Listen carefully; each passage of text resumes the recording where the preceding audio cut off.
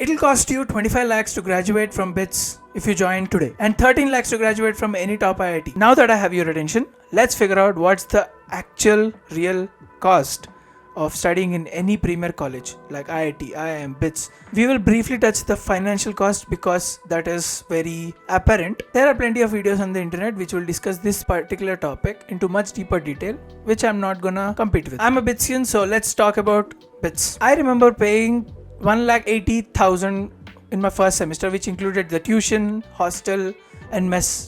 But after 6 years, I think the first semester fees is around 2,31,000 rupees because BITS has a 10% increment every year policy. It is limited to 15 but usually around 10%. So with this projection, I am assuming it will cost you more than 26 lakhs if you join today in BITS to graduate after 8 semesters. Similarly, with my calculations, I'm assuming it will cost you more than 12-13 lakhs if you want to study in IIT Bombay. Hostel and mess is not really different from rest of the tuition fee because it is not an option to stay outside college in BITS. You have to stay on campus always, and most of other premier colleges are also guaranteed residential. For BITS, it's included in the total fees, that is tuition plus mess plus hostel, but for IITs it's around 32,000. Assuming it does not change for the next 8 semesters, it will cost you 2.5 lakhs. Yeah. For books, supplies and miscellaneous, it will cost you 10 to 15,000 per semester if you want to keep the books, because engineering books are usually very expensive. For us, we used to buy the whole set from seniors and sell it off to juniors with barely any change in price. In my case, I distinctly remember my third year I bought the whole year set for 15,000 and sold it off to my junior with 14,500. So barely it cost me 500 rupees for the whole year. But if you want to keep your books, it will cost you a lakh and a half over the whole 4 years, because those books are very expensive. And we used to not keep because the books we got were in very rough shape because they have been used, passed down since generation. I had received my math textbook from a 2012 batch student. That was 6 years before I even joined the campus. So they were in pretty rough shape, so we did not keep them. I would prefer getting ebooks because they are very easily accessible, and if you have a laptop or an iPad or something like that, it's very easy to carry them around also. And they were heavy. Total, I'm assuming for BITS 4-year graduate, it will cost you 26 lakhs. Assuming you don't spend any extra money outside of your regular college essentials, eating food in the mess, going to college and coming back, no parties, no going outsides, no roaming around, no in-campus expenditure. Like there are plenty of eateries inside campus where you have to spend money out of your pocket. I'm assuming you don't do any of this, and that will cost you 26 lakhs. I did not. It costed me a lot more. With these calculations, for me, it should have costed me 20 lakhs, but it costed me 21 because of the extra. Now that we have rapidly moved on from the cost to the pocket, I'll talk about the cost to the mind, to the heart, and to your body. People rarely talk about these on the internet because it is very personal, and I'm talking about my experience, so take it with a grain of salt.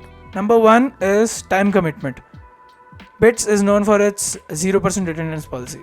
Not really zero once you attend it, because most of the classes where 0% applies are graded, should I say, where you have to attend the class to get a grade. Most of our tutorials had tests in them, so you had to attend them to get marks, and those marks cumulatively affected your grade and the subject you took. There are plenty of surprise tests in almost all of the subjects we took, so you had to attend lectures. So really 0% attendance is not real. 0% attendance policy only works where even if you attended none of the classes, you can write exams. That's the only benefit, but that's barely scratches the surface. You are surrounded by a lot of intelligent people, and BITS has a relative grading policy. Means somebody who is very good will get an A, and that will be the benchmark on which everybody else is graded. It is damn competitive, and it is way more competitive than absolute grading. This relative grading will give the freedom to the professor to set unreasonably difficult papers, because that really does not affect the grades of the students.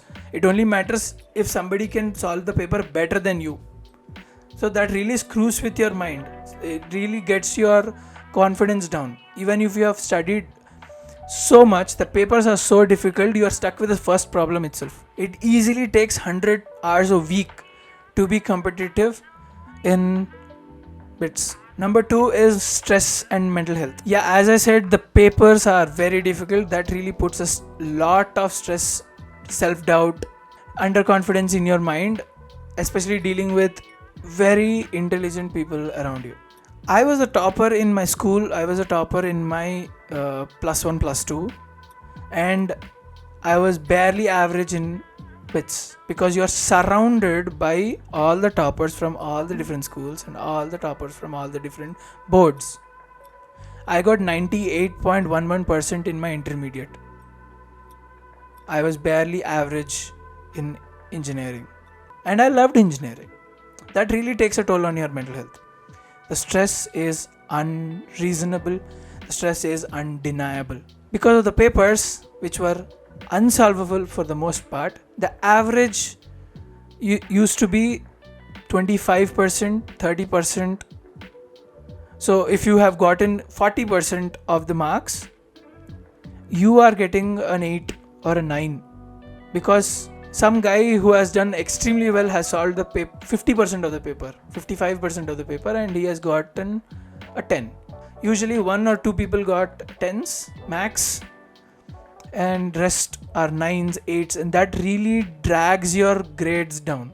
Yeah, a lot of people got 8s, a lot of people got 7s. So it's like a actual bell curve. Number 3 is social and emotional costs. Most of these colleges are away from your home, so you have to stay in a hostel, stay away from the parents, and stay with new people. Adjusting, for somebody like me who has come to a hostel for the first time in my life, adjusting in my first year was a big deal. Luckily I had great roommates and great wingmates, so yeah, it was a breeze, but not everybody was that lucky. In my second year, I had my friend. He did not have that great of an experience, should I say. Finding friends in your first year and losing them after second year is a very common phenomenon. It really takes a toll on you. The friend group you have started with in your college will not be the same friend group that you graduate from. So we randomly collect friends all through 4 years, and we make our own circle. It really takes a toll because you are not used to it. You have grown up with the same friend group over 10 years in your school. In college, it doesn't really work that way. Everybody's interests, everybody's priorities are very different, and having a community is very difficult too. I was interested in Formula 1. None of my friends were interested in Formula 1. So I had to go search for people who are interested in Formula 1, make friendship with them so that we can watch races together. It gives you an opportunity to meet new friends. That bond is never the same as childhood friends, but your friendships are more deeper now. There's rarely jealousy. There's rarely that kind of politics. At least in my friend group, it was very simple because everybody respected everybody else's priorities. So making good friends is very good, very important. Adds a lot to your life, especially in college. Homesickness is one more factor which really affects your emotional health, because for somebody who has lived away, first time living away from home. Number 4 is physical health. Now that you have freedom in college, sleep deprivation is a very common phenomenon in college students. We used to sleep at 3:34 in the morning and wake up at 7 and run to class. Yeah, some people actually did very well, joined gyms, joined all kinds of sports. I regret not joining enough sports. As a 18, 19, 20-year-old, you can run with 4 hours of sleep, but that habit, once you develop it for 4 years, will lead to other causes as you grow older. I'm a 24-year-old. I find it difficult to sleep at night. I force myself to sleep at 11 and wake up at 6, but I can't because I was habituated to it. Number 5 is responsibility. And you have got new responsibilities like taking care of your money, laundry, health, food, you sleep. You are responsible for all these, and that really takes a large chunk of your mind as well. Number 6 is social and peer pressure. This is kind of a dark topic. People in colleges are exposed to a lot of vices. By vice, I mean socially unacceptable stuff. Yeah, it is what I'm talking about.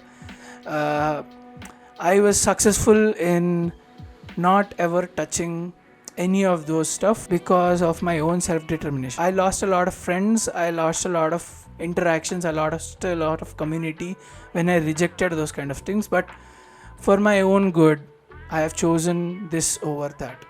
Peer pressure is real. Peer pressure takes a cost.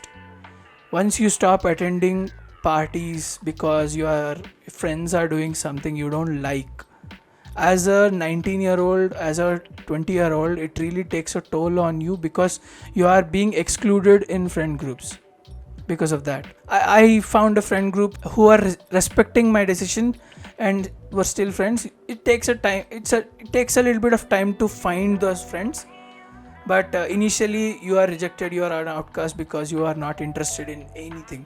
I would suggest don't fall for those. I am way better off because I don't have any kind of habits. For me, I have an addictive personality. I was afraid to even touch them because of my own personal fears. Luckily, those fears kept me safe till now. The second part of pressure is social pressure. If you have gotten into a good college, there's a lot of pressure from the society expecting you to do great things. Once you have graduated from a great college, it really puts a lot of brand value on you rather than you individually. I mean, you are branded and you are a BITS graduate, you are an IITian, and that precedes you as a person.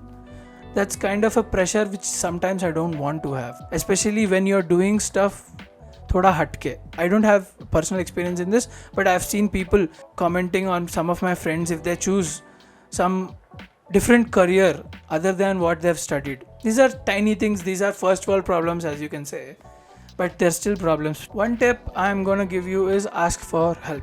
That is number 7. Never shy away from asking for help if you're finding difficulty. Be it in academics or personal life, there are a lot of people around you who you can take help from. Don't ever shy away from it. I've been seeing a lot of news articles of people committing from IITs and other premier colleges because of pressure. Ask for help. Nobody's gonna judge you if you're finding difficulty. Nobody's gonna judge you if you're struggling in your life. It's okay. This is a very serious discussion at this point of time because the number of news articles we are seeing is increasing day by day. Committing self-harm is not the solution, is never the solution. If you're finding difficulty, to counselors. Every college has counselors. Some colleges might have some difficult to deal with professors. It's okay. Talk to your friends, talk to your parents. It's okay to find it difficult. It's okay to find your struggles. I'll make a complete different video on this in the future. On that happy thought, I will end this video here, and I'm open to all conversations. If you have any comments, give it down below, and I'm happy that you are part of this journey. And if you have any video ideas, give it down below. And if you want to talk to me, you can DM me here on Instagram at Achyut Madhira. And bye bye, peace.